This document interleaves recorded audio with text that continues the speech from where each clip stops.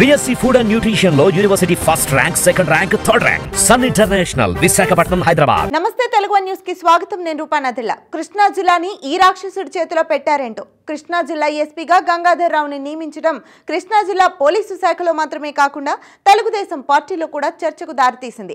జగన్ పార్టీతో 5 ఏళ్లు అంటకాగి జగన్ చెప్పినట్లల్లా ఆడి తెలుగుదేశం నాయకులను, కార్యకర్తలను వేధించిన గంగాధర్ని ఇప్పుడు కృష్ణా జిల్లా ఎస్పీగా చంద్రబాబు నియమించారు.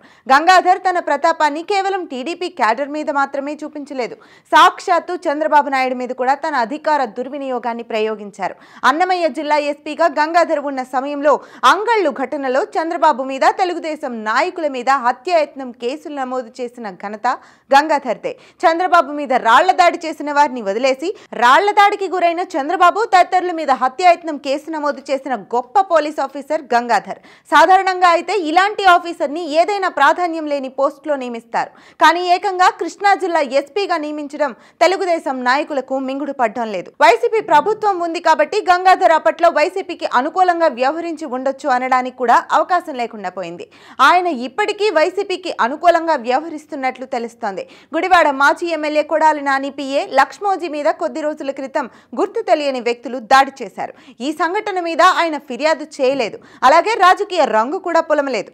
ఈ నెల 15న కృష్ణా జిల్లా ఎస్పీగా బాధ్యతలు చేపట్టిన గంగాధర్ గుడివాడకి వెళ్లి లక్ష్మోజీని పరామర్శించారు.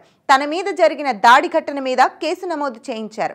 గంగాధర్ ఇదంతా కొడాలి నాని ఆదేశాల మేరకు చేస్తున్నారని, ఈ దాడి ఘటన కేసుని తెలుగుదేశం నాయకుల మీదకి నెట్టే ఉద్దేశంతోనే గంగాధర్ ఇదంతా చేస్తున్నారన్న ఆరోపణలు వినిపిస్తున్నాయి. చంద్రబాబు నాయుడు అతి మంచితనంతో ఇలాంటి ఆఫీసర్స్ కి కృష్ణా జిల్లా ఎస్పీ లాంటి కీలక పదవిలో కూర్చోపెట్టడం మంచిది కాదన్న అభిప్రాయాలు వ్యక్తమవుతున్నాయి. వైసీపీ పాలనలో తన రాక్షసత్వాన్ని చూపించిన గంగాధర్ చేతిలో కృష్ణా జిల్లాని చంద్రబాబు పెట్టరని అంటున్నారు.